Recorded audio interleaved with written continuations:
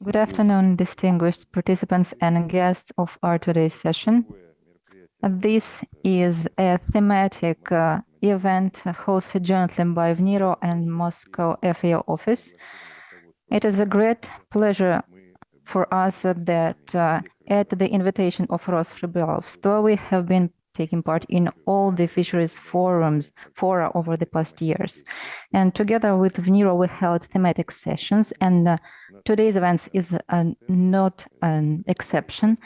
Today we have a W5 stand, so you are welcome. We will be here until the end of afternoon. Perhaps we will provide more detail on our mandate. We also have a lot of FAO publications dedicated to various links of fisheries chains, including in the Russian language, and that which was not translated, we provided an executive summary in Russian. Today, our session has the topic of the major outcomes of the technical subcommittees of FAO, mainly the subcommittee on aquaculture, whose session was held in May this year in Mexico, and a session of the subcommittee on fish trade that ended just last week in the neighboring country of Norway in Bergen, and the Russian delegation was also there. Our colleagues from the FAO Secretariat, namely the Secretary of COFI FT and COFI AQ, will present the outcomes of the sessions, and they were kind enough to and Vasily Sokolov was kind enough to open our today's event. We will also have two presentations from VNIRO. We suggest ending our work within an hour because this is the fourth session for today. So please feel free if you have any questions. If you would like to present some comments from your seat. So I wish you good luck, and it's my pleasure to give the floor to Deputy Head of Rosrybolovstvo, Mr. Vasily Sokolov. Thank you so much, distinguished Oleg, all of our guests. First of all, let me thank the FAO Russian office. This is a most reliable and stable partner.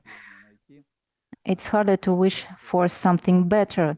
Every time that we have some events and when we send invitations, we always feel this utmost support and lightning fast reaction.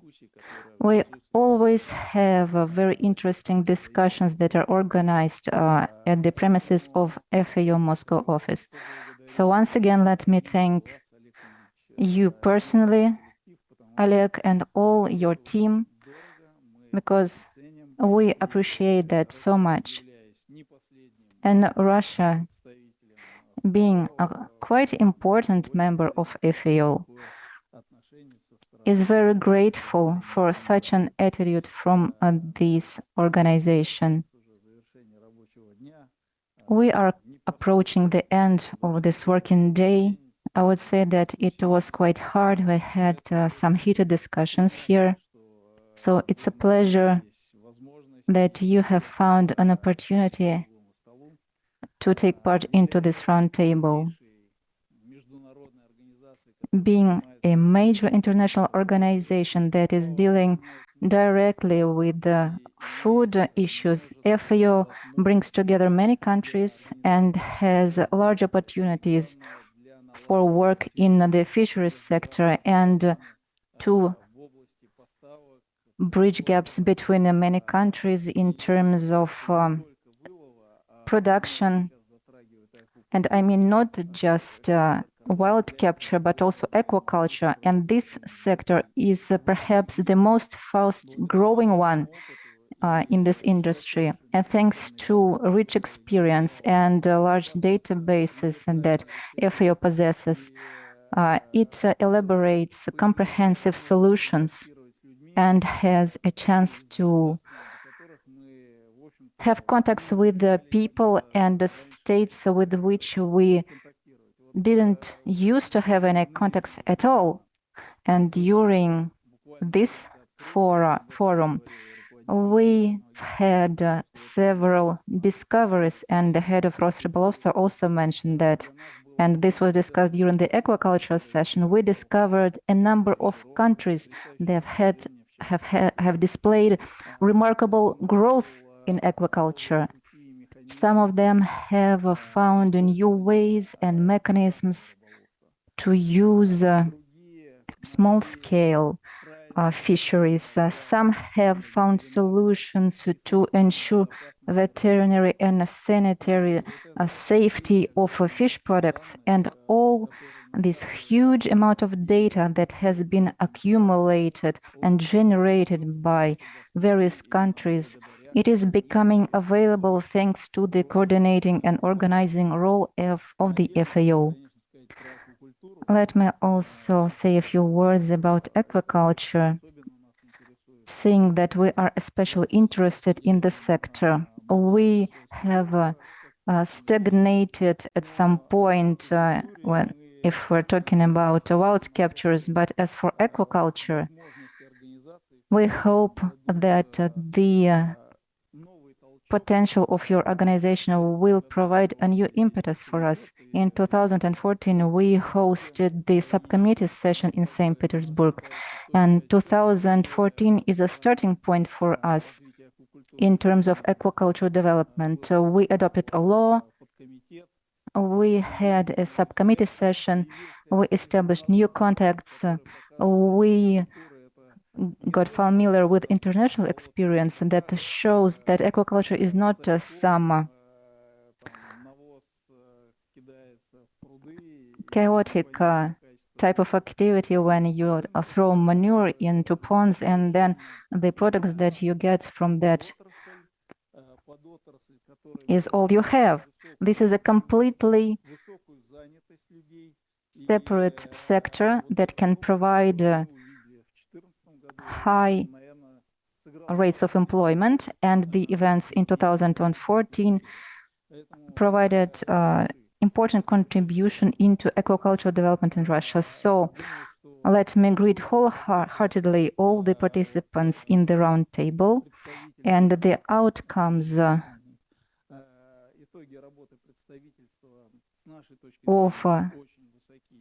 the work of your office are remarkable in my view. And let me once more express my appreciation to you for the coordinating role of the FAO in terms of bringing together private sector and the public institutions as well as academia, because without science, without scientific breakthroughs, many sectors, both in processing and in aquaculture, would be inaccessible for businesses. Thank you.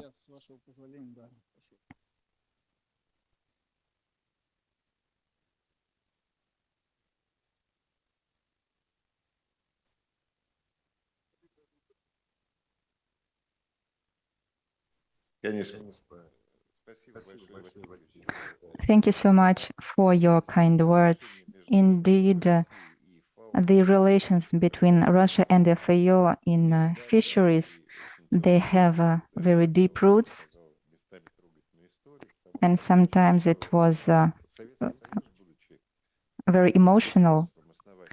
The USSR, as a founder country of FAO, didn't become member of FAO because the Soviet leadership believed that it was a right-wing and hostile organization towards the USSR and Soviet-oriented countries.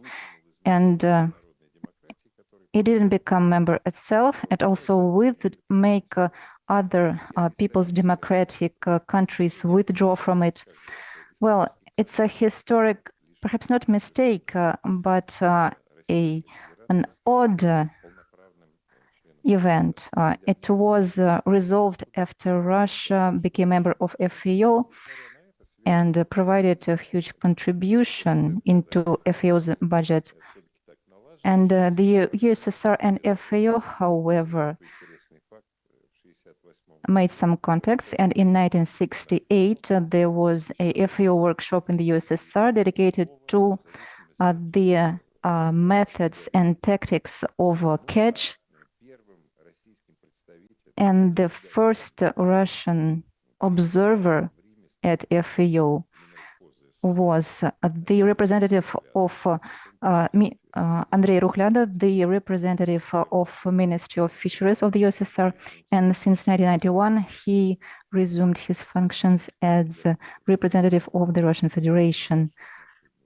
So indeed our relations have been very stable and strong, and it's my pleasure to wish all the best and all success in your work on behalf of the FAO leadership, the head of the Aquaculture Department, who's now Deputy Director of the department, Mr. Baranji, from Vladimir Rakhmanin, Regional Representative for Europe and Central Asia, who is Deputy Director of the organization, and from all the colleagues in the Aquaculture and Fisheries Department of FAO, whom you know thanks to our joint work. So let's follow our agenda.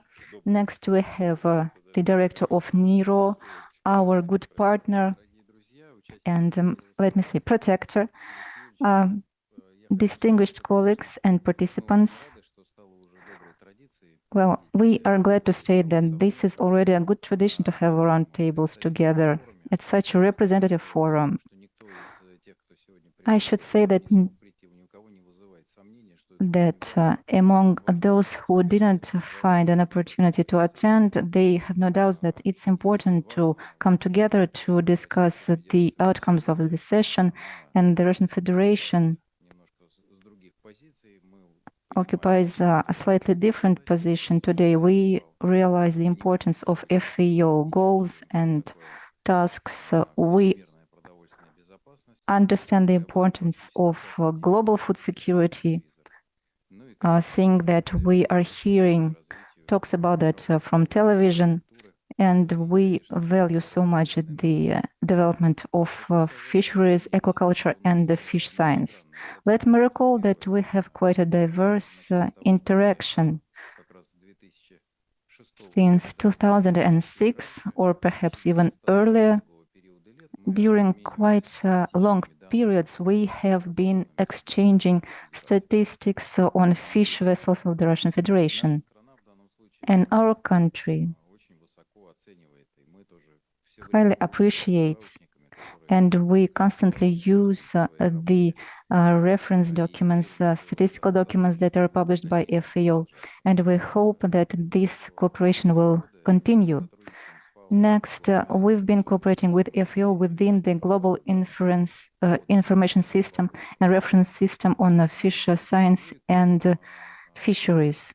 This system exists, and it's VNIRO that has a dedicated department that encompasses 11 regional centers that are based on VNIRO branches.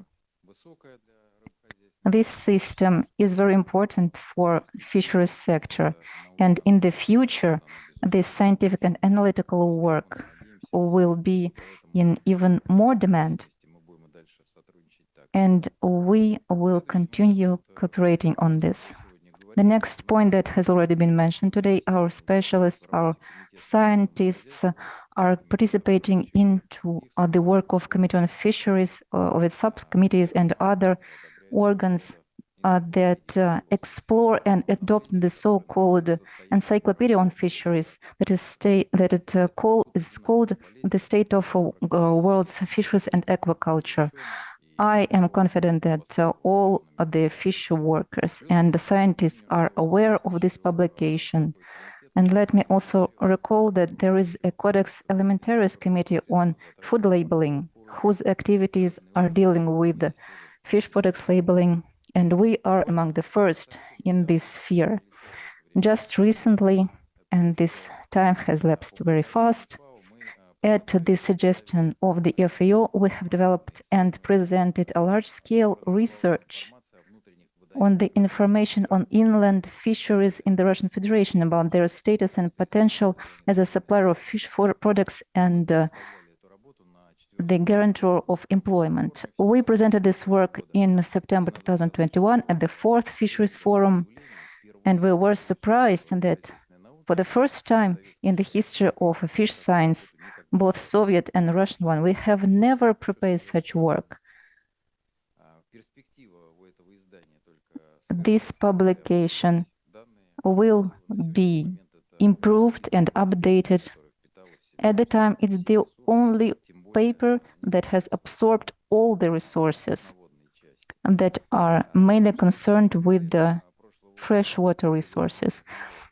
Last time, at the invitation of Nero during the workshop on the International Fisheries Organization in the North Atlantic, our FAO took part in it, and the delegation was headed by Oleg Kovyakov. Thank you for improving the status of this event. And in September last year, we also had a joint roundtable on small-scale fisheries, its successes and challenges. Understanding of this process came during this particular year that FAO dedicated to this phenomenon. Well, and we tried to adopt this term as well. I mean, small-scale fisheries. I believe it's quite well developed here. And mainly this is due not just to some catch activities, but to the way of life of people. This provides social development in the country, and it's mainly relevant for the central regions of Russia, where most rural population is concentrated, but it also bears some relevance to the far eastern regions. So as of today, we have good partnership relations with FAO based on mutual support, and this collaboration just emphasizes the role of our country as an FAO member for strengthening cooperation with the organization. So thank you so much. I wish you fruitful work today.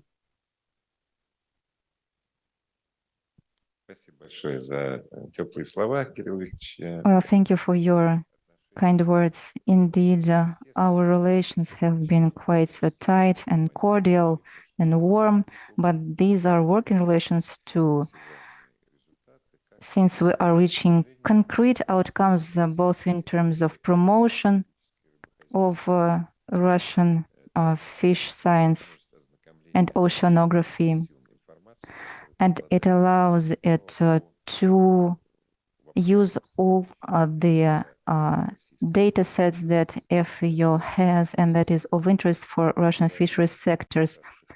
I see here in the hall our good friends and partners from TINRO. I see Mr. Mukhin and deputy heads of Russian public institutions. So I would like to mention that we will no doubt continue this crucial work using all our resources. Now it's my pleasure to give the floor to our colleagues from Rome. Unfortunately, these are not live addresses, but we will have video presentations.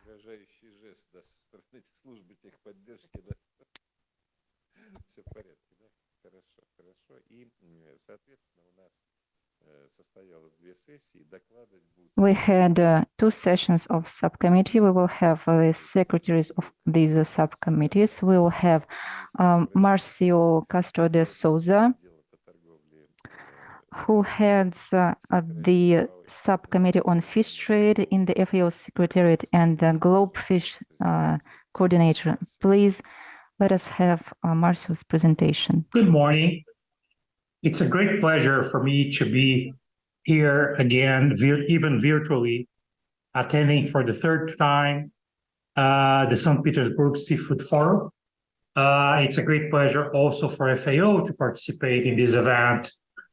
And I'll try this time to make a short presentation about what are the main results of the recent meeting, the recent session of the Subcommittee on Fish Trade that we had about 2 weeks ago in Norway, in the city of Bergen. And in this regard, let me share my screen with all of you. And first of all, I just would like to inform you that I'm going basically to highlight the importance, to reiterate the importance of international trade to fisheries and aquaculture products. Then I'm going to explain a little bit the dynamics of the main FAO governing bodies involving fisheries, and then explaining more about what are the main topics and what are the main assessments that we had from the meeting that we had 2 weeks ago, as I mentioned. So I think it's quite important for all of us to know and to realize all the time that fisheries is indeed an important international commodity. And when I mean an important international, when I say an important international commodity, what I mean exactly is that fisheries is far more important than any other animal proteins, even combined, if in terms of value. If you go for the international trade of fisheries and aquaculture products at global terms, it's almost equivalent to the sum of beef, poultry, and pork, which is astonishing. It's not we have to realize how important is the sector that we work for. In addition to that, of course, this reflects in the production side too.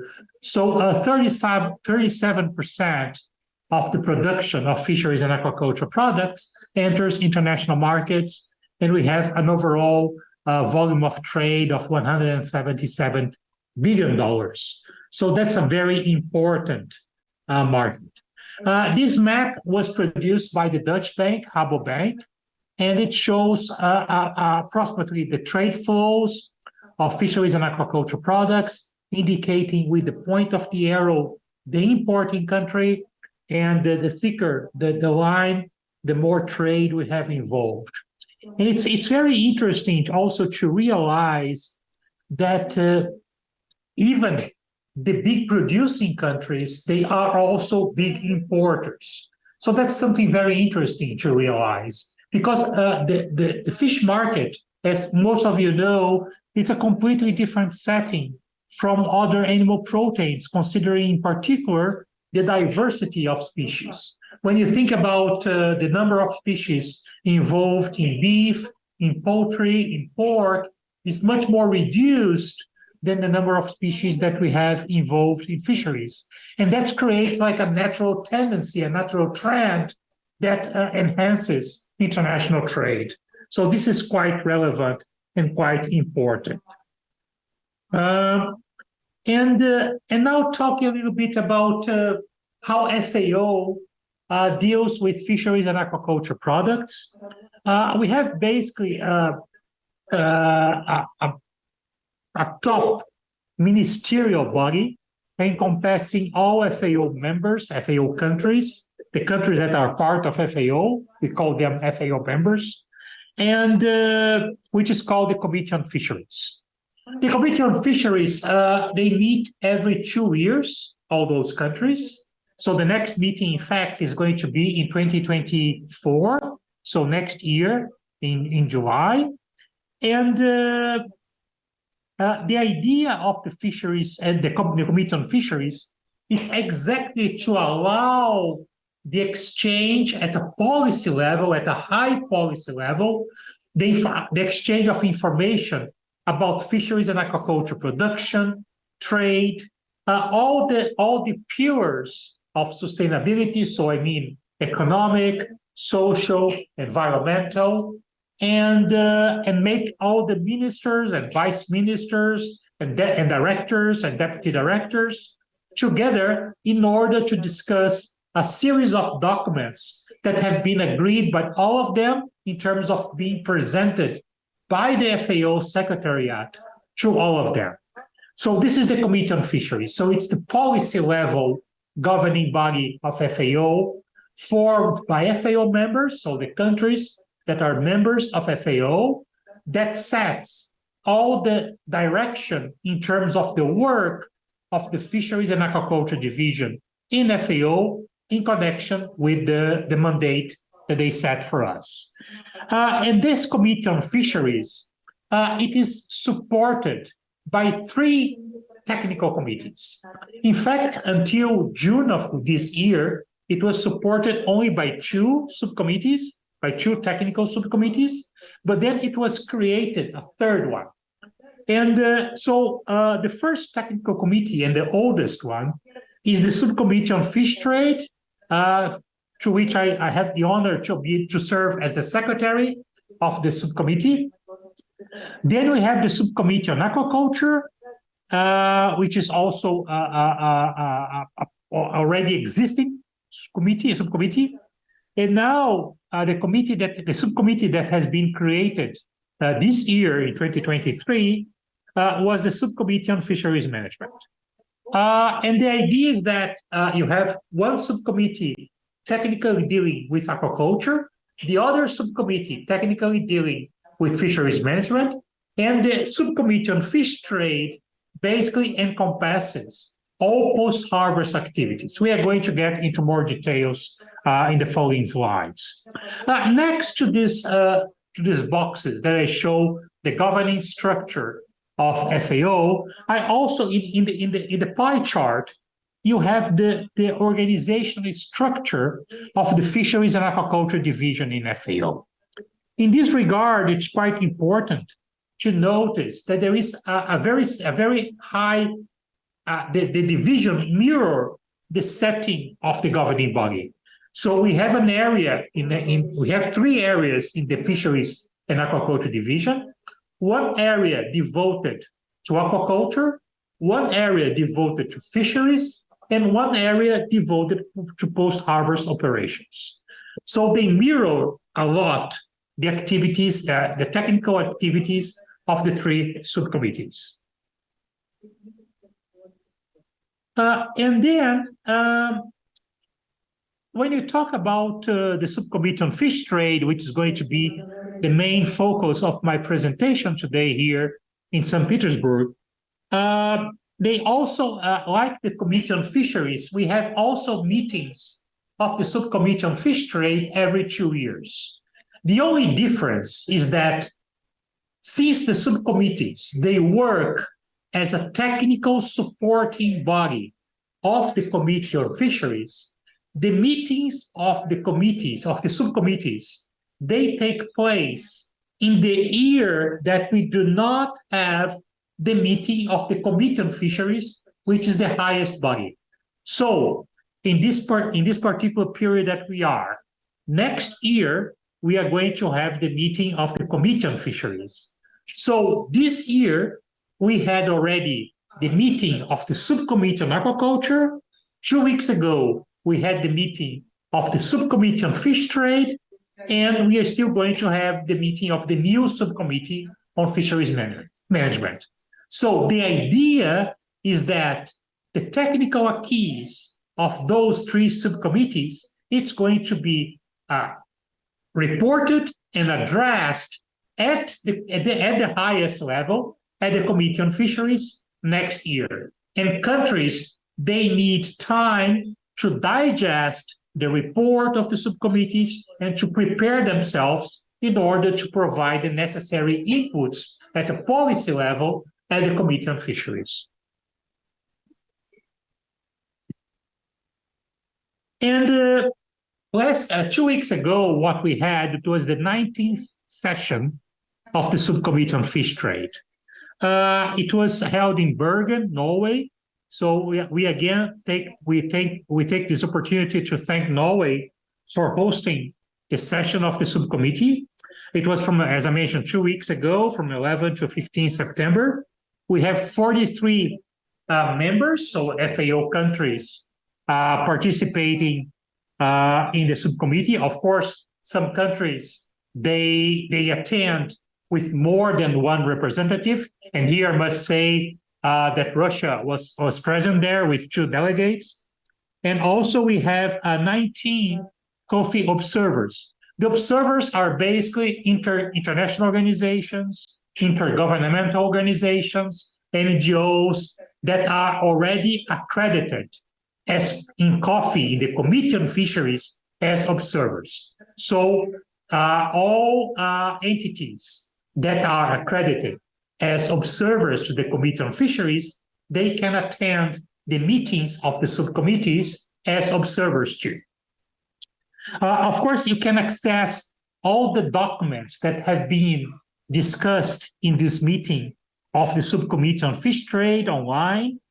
They are available in all FAO languages, in the 6 FAO languages that we work on, including Russian. And just if you scan this QR code, you're going to be able to access them.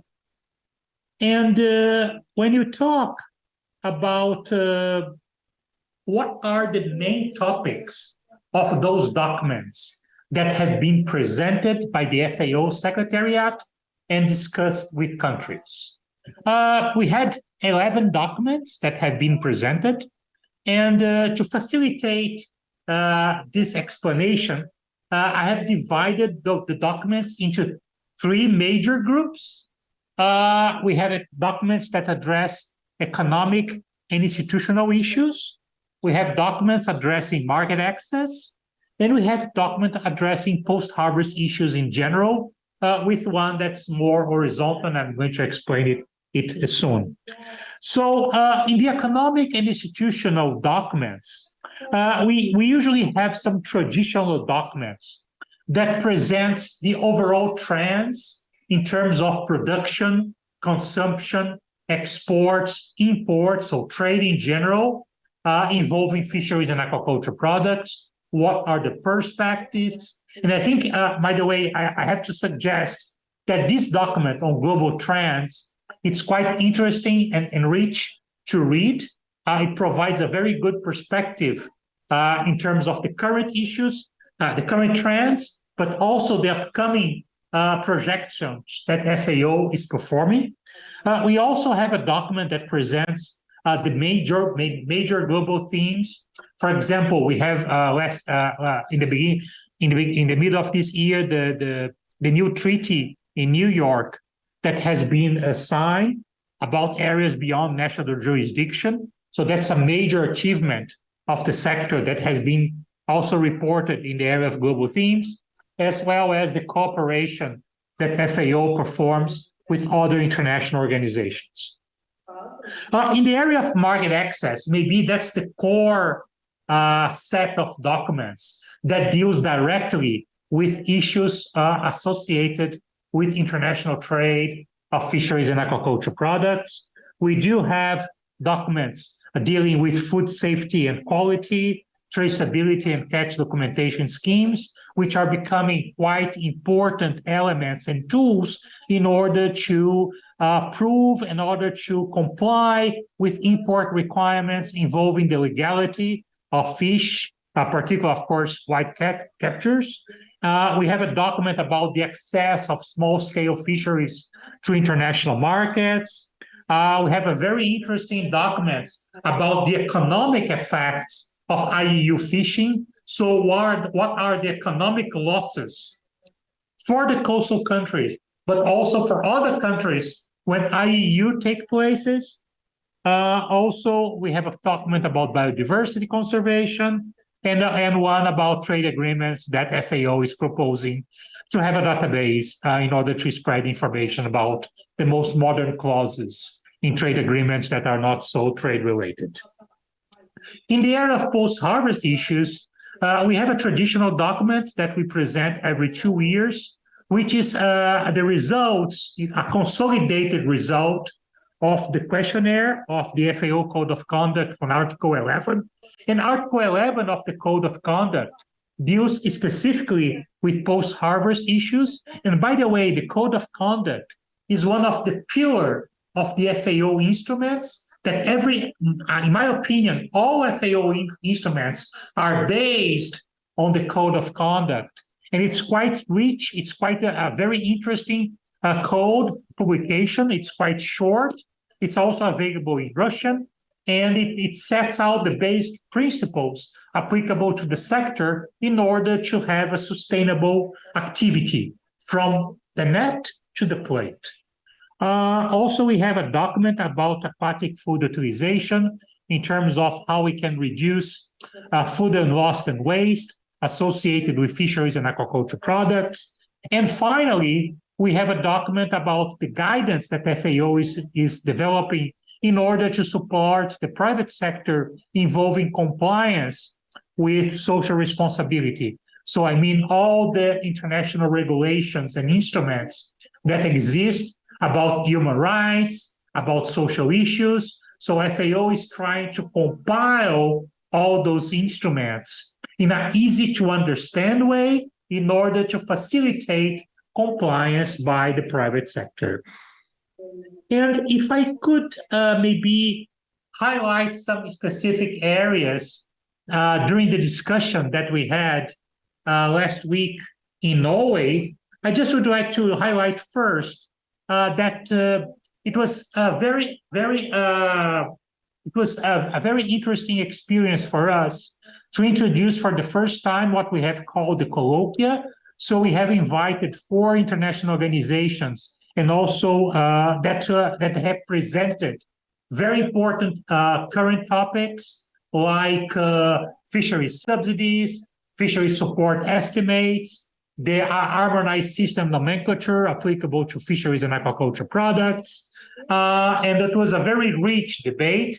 By the way, in about 1 week, all the presentations that have been given by those institutions, they are going to be online in the same website that I mentioned before about all the information that contains all the information about the Subcommittee on Fish Trade. From a market access perspective, I think it was quite also interesting to observe the reiteration of countries that any kind of trade measure should not create unnecessary barriers to trade, and the importance of small-scale operators being able to access international markets. We have received more requests now to try to assess the trade impact of IUU fishing with more details, and also this issue about I already mentioned, the non-traditional clauses of trade agreements. In terms of the post-harvest issue, countries supported the continuation of the FAO work on the development of the FAO guidance on social responsibility, and also the consultation process that we have started with countries in order to fine-tune the questions of this questionnaire involving post-harvest issue, the Article 11 of the Code of Conduct for Responsible Fisheries, in order to make it more understandable and clear for the countries to reply. So those are the main highlights of the question. And again, I just would like to highlight that also we have many important information on trade and markets that FAO periodically releases. I have listed some of them here in Globfish, which is a very old project in FAO, which is going to be 40 years next year. We have the market profiles of all FAO members. So in a 3-page summary, we have a clear view of how is the sector of fisheries and aquaculture in that country. We have the European Price Report dashboard on the first page of the Globfish website, which is updated weekly with prices of the major commercial species here in Europe. We have the HS Handbook, which is a quite interesting publication that we have developed in conjunction with the World Customs Organization. that have it. It's very useful for exporters and also for custom officers of the countries, because it shows the classification of all fisheries and aquaculture products with a full description. And now we have introduced a new publication, a new revised version that also contains pictures of the main commercial species in order to facilitate identification. We hope that maybe we can have this publication also in Russian in the near future. We have FAO statistics that you can compile statistics for any countries, for any group of countries, in terms of exports, in terms of imports, in terms of production, which is quite useful. And also in the fish statistics, and also on the Globefish website, we have a very interesting information about trade, which are for the main import markets. We have an analysis on the Globefish website about the border rejections of fisheries and aquaculture products. So why fish and aquaculture products, they have been rejected at those markets? What are the main reasons for it? That can be very, very useful for governments, but particularly for the private sector. Also, I have put in the last QR code here in this page is a personal list of links that I put all the links associated with international trade that can be considered useful to many operators and governments and the private sector and also the academia. Once again, I would like to thank for the invitation to be here. Unfortunately, I was not able to give this presentation live due to a last-minute duty travel that I have to take. But again, it's a great pleasure for me to be here for attending the Seafood Expo in St. Petersburg. So thank you very much. I wish you all a great event, a great exhibition, and thank you. Thank you very much.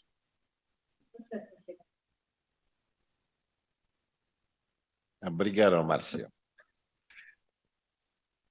Потом поблагодарю лично в телефонном разговоре, Марcio. Вы знаете, очень Thank Marcio in person, and the list of links is very useful for fish trade and personal links as well. We will send out the presentations, of course.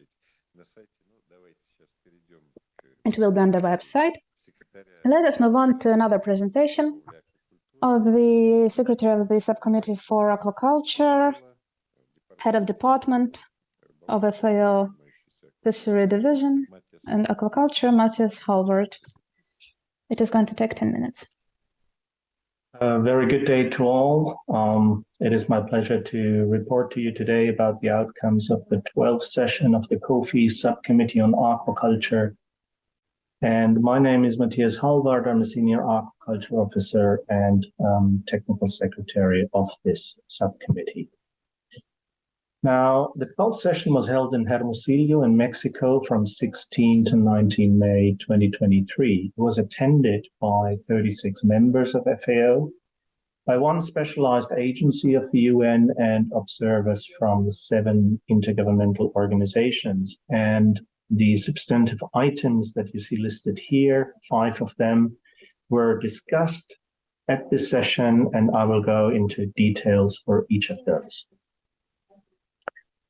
For the first, the implementation of the recommendations of the past sessions of the COFI subcommittee. The subcommittee highlighted that aquaculture is really important to food security, to nutrition, to livelihoods, to economic development, and to public health, as well as to the Sustainable Development Goals overall. It welcomed FAO's new Blue Transformation Roadmap and recommended that small-scale aquaculture be prioritized by FAO in its intersessional work. So a clear focus there on the smaller scale. The subcommittee appreciated the publication of the Global Plan of Action for Aquatic Genetic Resources for Food and Agriculture, short GPA, and all the efforts that are being made towards its implementation. They appreciated also the work on biosecurity, aquatic animal health, on antimicrobial resistance, recognized that aquaculture is an important topic for international cooperation, for South-South and triangular cooperation, where we should do more, And they also welcomed the FAO strategy on climate change 2022 to 2031 and requested us actually to develop guidance on climate change mitigation and adaptation for aquaculture. And I left this sentence here at the end specifically for this meeting. They noted that unfed aquaculture, so aquaculture without the use of composite feeds, can produce aquatic foods with a low environmental and carbon footprint and therefore play an important role. Progress towards the guidelines for sustainable aquaculture was a highlight of the meeting. The subcommittee was presented the final draft of these guidelines and recognized that the GSA, as we call them, complement and support FAO's efforts to back the implementation of the code and the achievement of sustainable development goals, and that it constitutes a valuable guide for achieving the sustainable development of the aquaculture sector. Now, the subcommittee approved the revised final version of the guidelines and endorsed its submission to the next session of COFI. It requested FAO to coordinate an evaluation process of the implementation of the guidelines and update the GSA accordingly. It called on FAO to raise awareness of the GSA, to promote good practices, to seek innovative and sustainable sources of funding to provide technical assistance and advice to members. And it also recommended that the GSA be mainstreamed into FAO's programmatic work in aquaculture. So very high importance given to the guidelines. For the first time, we had a special event in the subcommittee itself as a regular part of the meeting on women in aquaculture. What are the challenges and what are the opportunities? Now, the subcommittee called for the development and implementation of more prominent actions with regard to women, recognized that gender inequalities in aquaculture really persist. They underscore the role of women in aquaculture being restrained by larger systemic discriminatory barriers, and effort must be spent also targeting the role of women in society more broadly, including as agents of change, as innovators, as entrepreneurs. The subcommittee stressed the importance of enhancing involvement and participation of women in aquaculture under decent working conditions, as researchers, as innovators, as entrepreneurs, but also as consumers and really as workers at all points of the value chain, and called upon FAO to encourage and assist members in compiling and disseminating reliable and gender disaggregated statistical data. Further on the special event on women, the subcommittee recalled the importance of ensuring gender equity, gender equality, and women's empowerment in aquaculture and addressing gender-based constraints. It further encouraged gender-responsive investments, plans, strategies, and policies for aquaculture in the entire value chain. It urged FAO to develop a roadmap to improve the involvement of women in aquaculture and promote gender equality and equity. It also requested FAO to explore the creation of a member-based working group on women in aquaculture, which could meet during the intersessional period.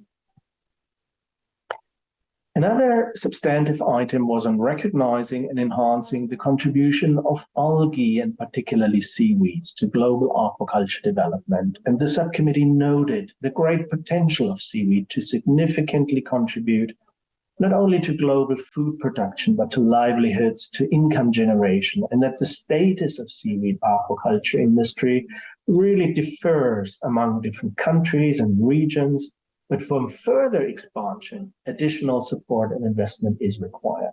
There were concerns expressed on food safety in seaweed utilization as human food, and there was actually a request to FAO to review this issue. It was also noted that there are new challenges with regard to disease outbreaks that require attention. The subcommittee indicated that it is market-related challenges that are responsible for constraining growth of seaweed aquaculture and requested FAO to assist with creating awareness of the benefits of seaweed consumption, in particular in Africa. Further on the importance of algae, the subcommittee encouraged the formulation and implementation of targeted policies and incentives to encourage newcomers into this aquaculture industry. It requested FAO to continue with its technical assistance in seaweed aquaculture and requested FAO also to collect and to share experiences of seaweed introductions for farming purposes.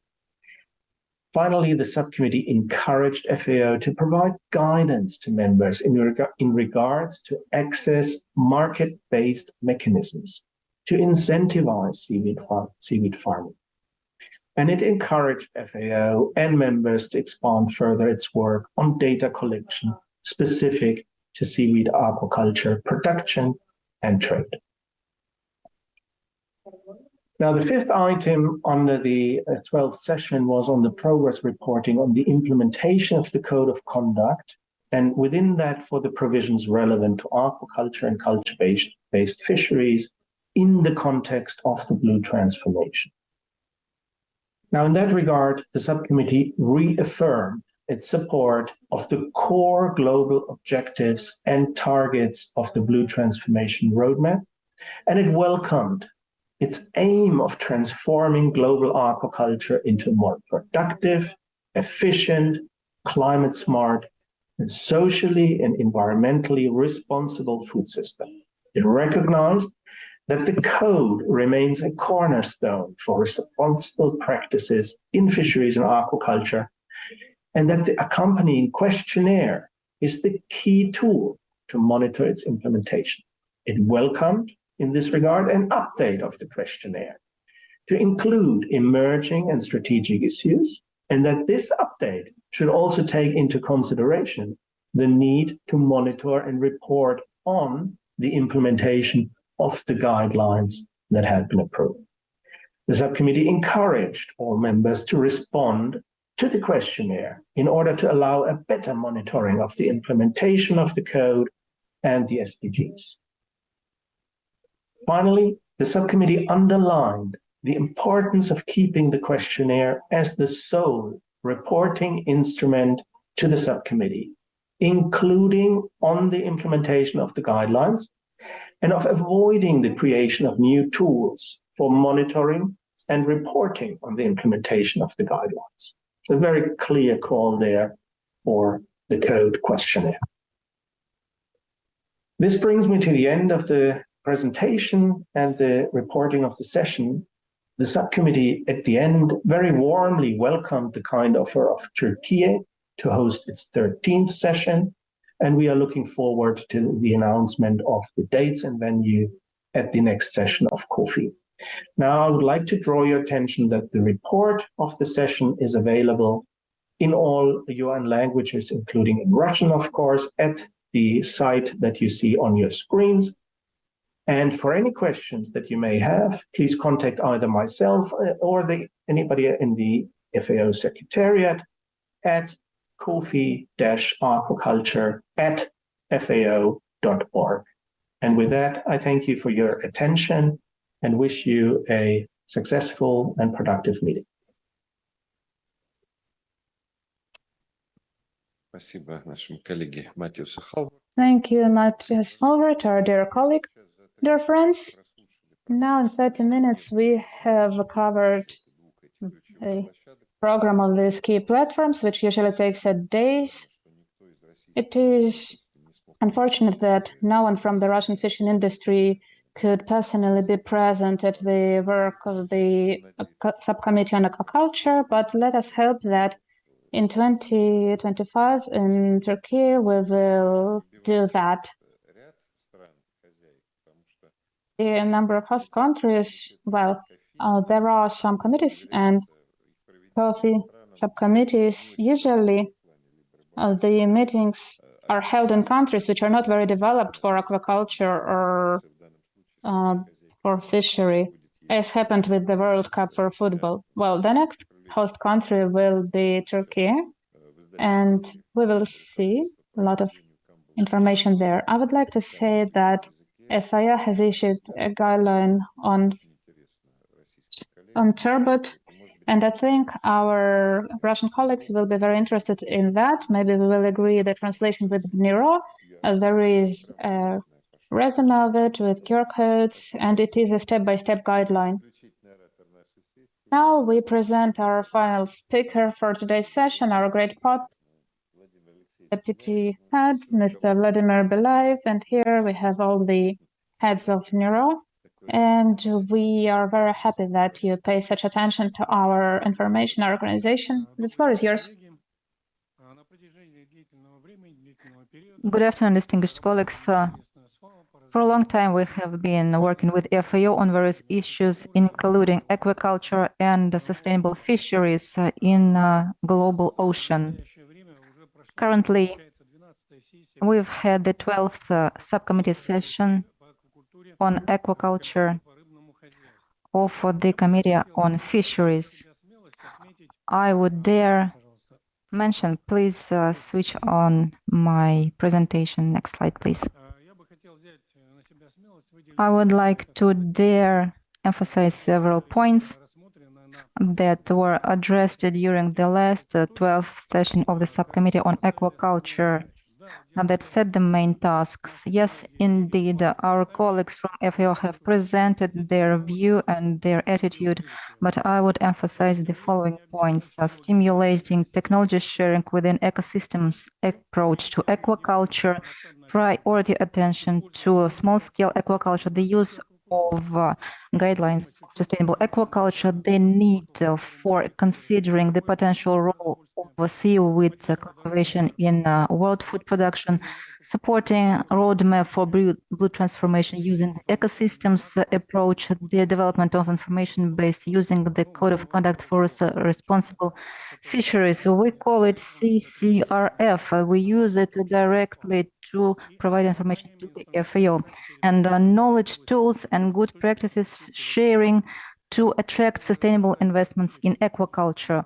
Well, let me note that, of course, gender issues were also on the agenda, but as far as I know, such issue is not addressed here today. Today we had 2 practical workshops on aquaculture, and I'm sorry to say that, but we have seen fabulous women who occupy high position in aquaculture sector. In this regard, we are addressing sustainable development goals for aquaculture in Russia. Here we also mentioned the expanding of role of aquaculture in food security and complete nutrition, the transition towards more productive and efficient agri-food systems, the preservation and restoration of live aquatic resources, ecosystems, biodiversity, economic development and improvement of social and economic status of population involved in aquaculture. Well, this also concerns small-scale fisheries, or rather aquaculture, that is located in coastal regions in the Far East and the North, and fulfillment of growing demand for safe, healthy, accessible and affordable foods with reduced environmental footprint. Of course, we are all aware that to develop a certain sector, we need a legal framework. Russian aquaculture currently has 2 legal acts. This is the federal law on fisheries and preserving aquatic bioresources, and the federal law on aquaculture and modifying selected legal acts of the Russian Federation. Of course, almost all of our laws do not have a direct effect. In this regard, we have various sub-legal acts on aquaculture, and this work is currently underway. The legislation is being perfected, and modifications are introduced on a regular basis. Sometimes it's unfortunate, sometimes it's useful. Well, we have 21 basic laws and 27 modifying laws in terms of aquaculture activities. As for preserving bioresources, we have 15 basic laws and 3 modifying ones. As for agriculture as agri-food sector, we have 23 basic laws and 20 modifying ones. With regards to quality and safety of food products, we have 4 basic laws, and with regards to environmental protection, we have 3 basic laws. Speaking of aquaculture production in Russia, we need to see the dynamics in this sector. Today, during 2 roundtables, we've been addressing issues concerning aquaculture, and we noted that since 2014 we have seen a gradual growth of aquaculture, and essentially this growth is continuing. We have the relevant information, and I hope that since 2022 this growth continues as well. On this slide, we've seen the change of production and diversity of aquaculture products in 2021, 2022, 2015, 2022. We can see how the structure of species is changing in aquaculture. For example, in 2015, we can see that 65% of volume was comprised by cyprinids, 24% for salmonoids, and the rest for other species. In 2022, we have seen substantial changes, both in terms of volume of cultivated species and in terms of structure. Cyprinids, for example, comprise over 38%. Salmonoids account for almost 46%. So we are seeing significant change in species structure, and valuable species are now occupy a large share of production. In 2022, the volume of cultivated fish and fish products reached 383,500 tons. According to governmental decree and the adopted strategy, Russia plans by 2030 to cultivate 618,000 tons. Well, and we can assume that in the current year, the volume of cultivated fish products will reach over 400,000 tons. And the minister, by the way, also mentioned that. Let's look at the aquaculture development trends in 2015-2022. In 2015, there was mostly low-price segment products. In 2022, we are seeing the increased share of mid and high-price segment. In 2015, we saw mostly pond aquaculture and ranching. Then we saw the increased share of industrial technologies.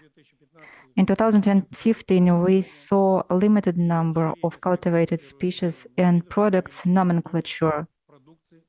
And now we see the expanded range of cultivated species and increased share of value-added products. The preservation and restoration of live resources is another major goal, because without natural resources, it is hard to develop aquaculture. Currently, artificial restoration of bioresources, aqua-resources, is a goal, a task for both public and private sector, which account for 67% and 33% respectively. In 2021, 4,075 million of fry was released. You know that today we have a system for compensating damage to aquatic bioresources by releasing fry of valuable species. And economic actors need to compensate not just sporadic but also continuous damage. And of course, we have various tariffs, and they're constantly changing. Even in September, we've seen a new document that adjusts such tariffs. Another major task is the preservation of natural genetic resources using broodstocks for aquaculture. Such broodstocks are widely used. Broodstocks for shellfish and crustaceans.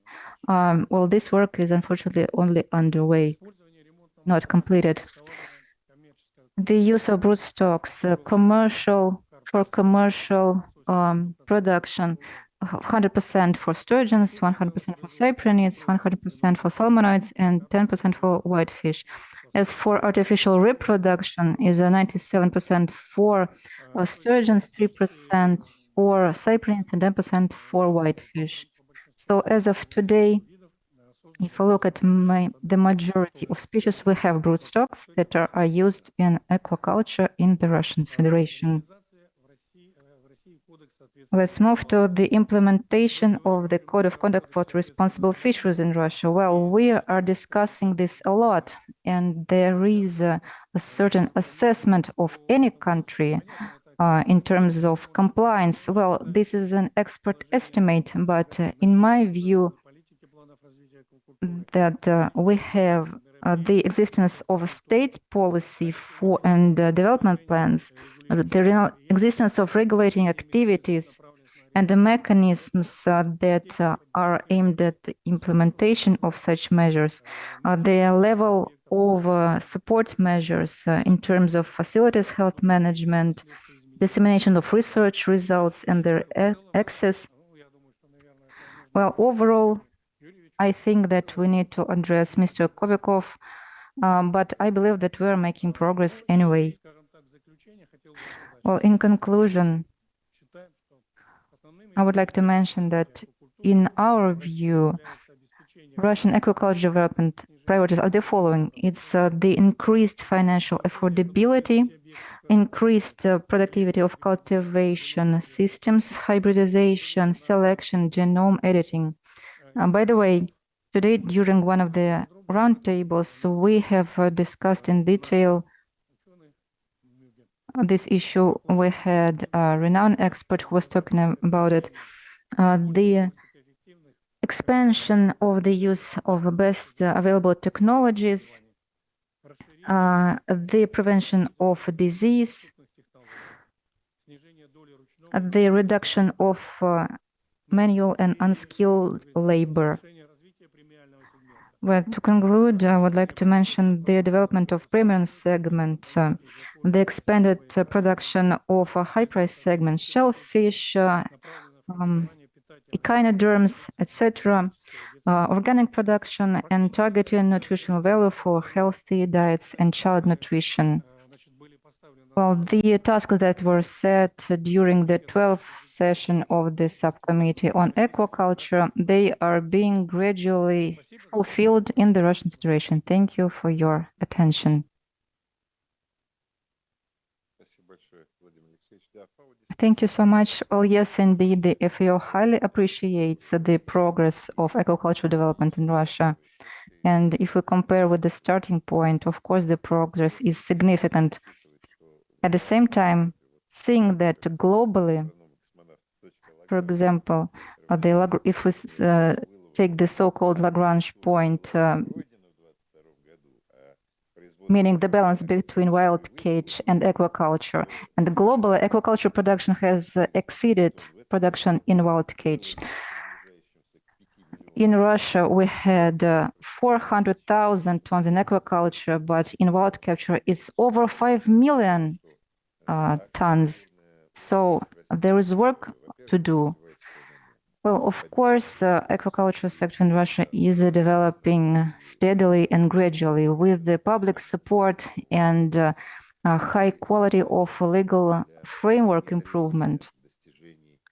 There are also conditions for implementing scientific advances.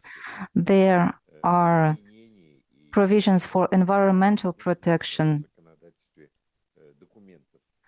There are relevant FAO documents that are being used when developing legislation. For example, the guidelines on aquaculture certification, as well as an aquaculture guide that will be adopted during the Committee on Fisheries session next year. Well, perhaps it would make sense to slightly strengthen the international cooperation track, mainly with the post-Soviet countries and our partners within the Eurasian Economic Union and the SCO countries where economic aspect is gaining relevance increasingly.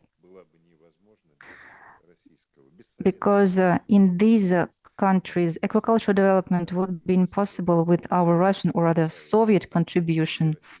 And we need to use the potential of Russian science and Russian practice in aquaculture, which is quite significant. Of course, nothing is easy. The political events of the last 18 months, the supplies of precursors, of feedstuffs and seed material, all this needs to be quickly resolved. But we will only succeed if we do something. We need to strengthen cooperation on the Asian track, and I believe that this will facilitate strengthening of Russian aquaculture. Well, unfortunately, we have exceeded the time limit. If you wish, you can leave, but if it's possible, I would like to suggest to our colleagues to take the floor. Well, the floor is yours. Please feel free to express yourself.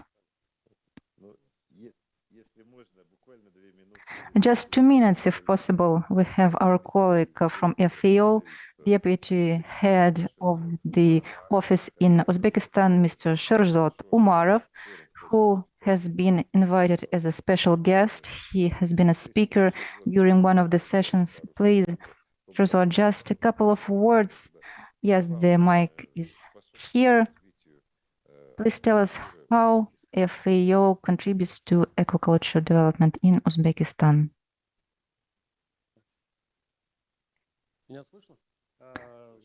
Can you hear me well? Well, thank you very much.